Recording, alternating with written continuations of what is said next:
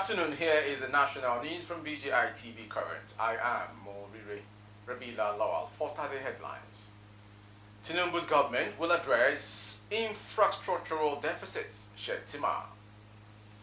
Tinubu needs prayers. Rajabia Mila. Fuel subsidy is calm. Governor Abiodun. Eid drama will enter a trap, says Adeleke's aide as Bashiro claims. Onuachu resumes pre-season training at Southampton amid transfer. Now the news in detail. Vice President Kashim Shettima has assured Nigerians President Bola Ahmed Tinubu's government will promptly address the infrastructural deficit in the country. Mr. Shettima gave the assurance on Wednesday in Maiduguri when he paid a Salah homage to the Sheikh of Borno, Abubakar ibn Garbi al-Kenami. I am here to ensure the share of the maximum support of President Bola Ahmed Tinubu and that all the challenges confronting us as a people would be surmounted, the Vice President said. He said all the infrastructural challenges in the country would be addressed, including the Gamboru Ngala, Dikwa, and Damboa roads in Borno, Maiduguri. Governor Babagana Zulum lauded the Vice President as a man of the people and a grassroots politician. He said Mr. Shettima's first visit to Borno as the Vice President was important to the Borno people, describing it as a homecoming for our son. Moving on to the next story. The Chief of Staff, COS to President Bola Ahmed Tinubu, Femi Gbajabiamila, has said that no man can carry the weight of Nigeria alone except with the help of God. Gbajabiamila stated this while speaking on Wednesday after the Eid al-Adha prayer in Lagos. The former Speaker of the House of Representatives implored Nigerians to always pray for Tinubu. It is a difficult time for Nigeria, but we will run that corner. What happened and what the President needs from you today and tomorrow is your prayer. The weight of Nigeria is not the weight of any normal or ordinary human being can carry except with the help of Almighty Allah. It is evident, therefore, that Almighty Allah is with our President. He is carrying the weight for him, but Abiamila said. Moving on to the next story. Ogun State Governor Dapo Abiodun has described fuel subsidy as a scam, saying its removal by President Bola Ahmed Tinubu will improve the lives of a lot of Nigerians. Abiodun, who was the chairman of the Oil Marketers Association of Nigeria, said this on Wednesday while speaking with newsmen after two rackets prayer to mark this year's Eid al-Kabir at Lantoro praying ground in Abeokuta, Ogun State.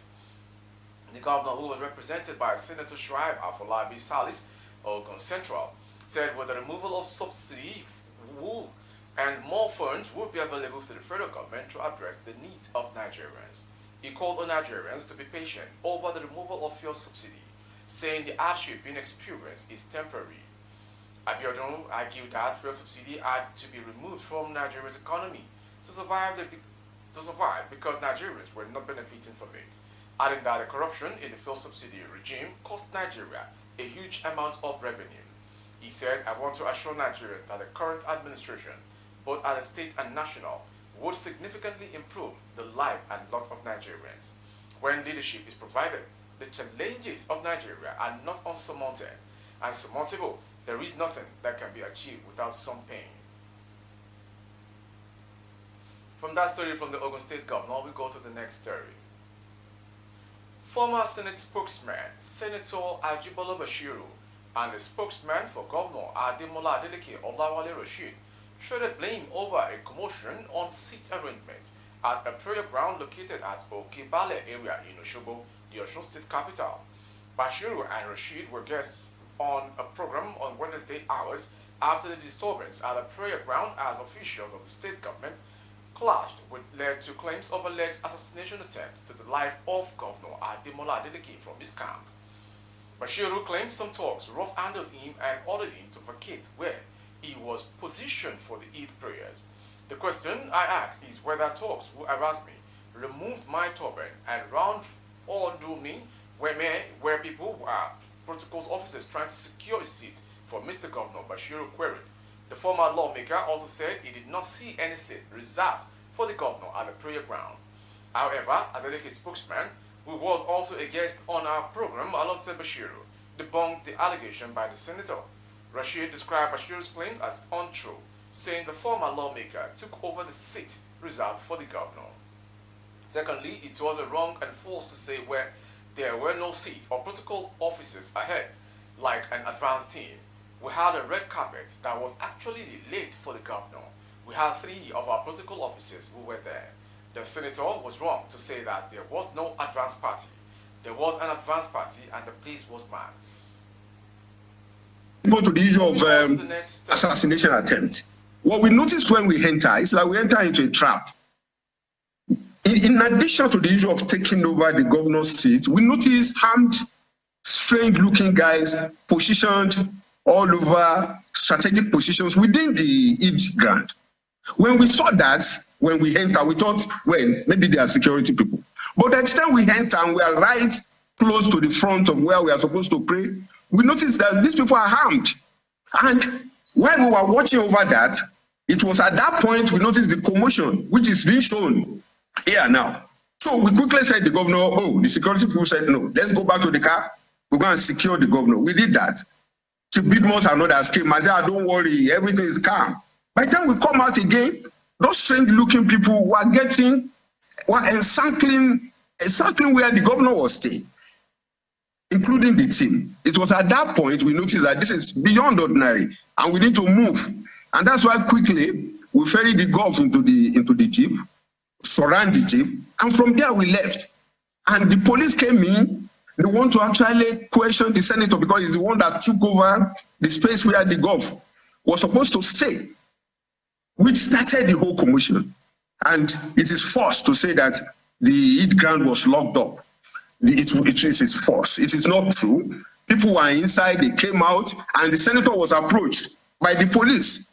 And as to the issue of, nobody brought up the issue of assassination attempt. The reality is this.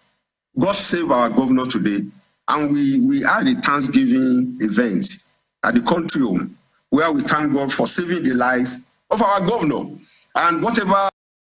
Gunmen on Monday invaded Magamin Kanu in Ningi, local government area of Bauchi State, and abducted the wife and the son of the village head, Alhaji Bashiro Abubakar. Sources disclosed that Abubakar was the main target of the gunmen who headed straight for his residence, but he escaped. The gunmen said to have been fully armed with sophisticated weapons, according to sources, shot and killed one person. Another resident was shot by the gunmen on his thigh and was taken to Ningi General Hospital, where he is currently receiving treatment. Information gathered that the gunmen headed towards the Ningi forest after operating in the village for many hours and went away with the wife and son of the village head. Monday's incident has added to the spate of attacks and kidnapping in Ningi LGA, where insecurity has been giving residents a serious concern. Report that in the last weeks, a series of kidnappings had occurred in the area with no less than 4 persons abducted, 2 others gruesomely killed, and a number of others injured.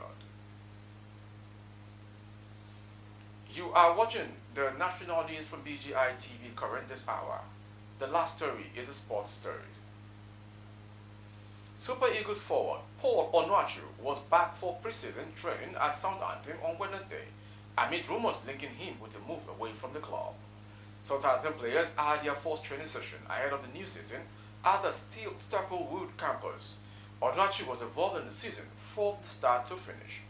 The Lanky striker has been linked with a move away from the South Coast club following their relegation last season. The 29-year-old only joined the Saints from Belgium Pro League Series club KRC Genk in January. Bundesliga side Borussia Mönchengladbach and VfB Stuttgart are reportedly interested in signing Onuachu for the next season. With our sports story coming from Paul Onuachu, we end the national news this hour. Before we go, some headlines. Tinubu's government will address infrastructural challenges, Shetima. Tinubu needs prayers from Bajabiamila. Fuel subsidy is calm, Governor Dapo Abiodun of Ogun State. And on sport, Onuachu resumes pre-season training at Southampton amid transfer from the club. For more updates of our broadcast on YouTube, our handle is BGI TV Current. Kindly subscribe and click on the notification bell. Select option all to access all of our videos. On Facebook, Bagede Imo with Alawi Adebayo. Please like and follow the page.